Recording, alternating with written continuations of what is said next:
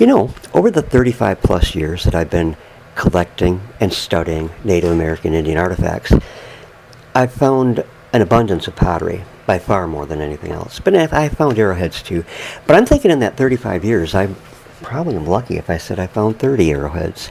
But in that 30, I have found some very peculiar pieces that didn't match known arrowhead types. So what I'm showing you here is one of those pieces, and this actually came from the VARR site here in Saginaw, Michigan. And as you can see, it is arrowhead shaped. But when I first picked it up, I thought it was just coincidence that it was arrowhead shaped. But if you'll notice at the bottom, it is notched on both sides, and they are notched, not naturally, but as you look at them, you can see how they were notched, the same as any arrowhead, the notching is made. The base rather resembles a stem, but you can see all around the base where it has been flaked as a regular arrowhead would be. Now this piece measures approximately 3¼ inches long, which is pretty cool. And as you turn it on its side, though, it is extremely thick for an arrowhead. So let's see, it was almost 1/4 inch thick. And on the back side, you can see, again, the working on the notches and the stem. So what is it? I mean, why would they produce a spearhead? Because technically at the length, it would be a spearhead. Why would they, produce a spearhead that looked like this? Certainly it would not be functional. And then the little light went on in my head. Sometimes it takes a while, folks. But I believe this to be what is called a blank. And it's a piece that was roughed out to be finished later.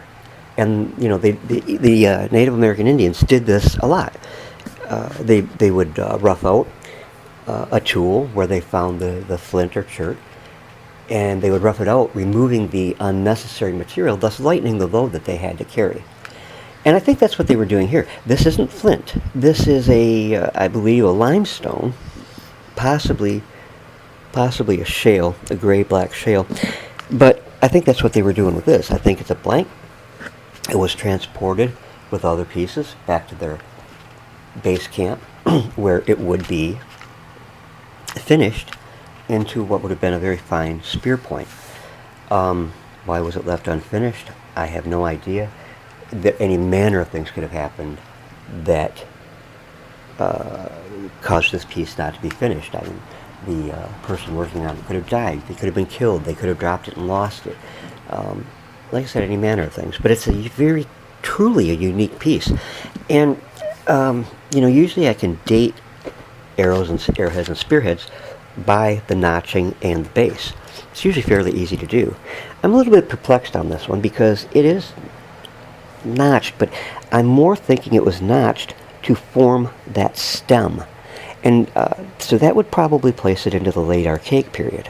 Now, if the notches were more pronounced into that stem, I would say it was late woodland or late middle woodland, but we don't have that here. So it's a unique piece. It was a surface find amongst a plethora of other artifacts that I found that particular day back in January 2017. So not that long ago. But as I said in a previous video, this is in June, I think 23rd or 24th, 23rd. And I'm still going through artifacts that I found last winter and identifying and cataloging them. So I wanted to share this piece with you. It's a very unique piece and a treasured piece for my collection. Hope you've enjoyed. If you have, please subscribe and leave a comment. I love hearing your comments. Love each and every one of you. God bless. And I'll be back soon.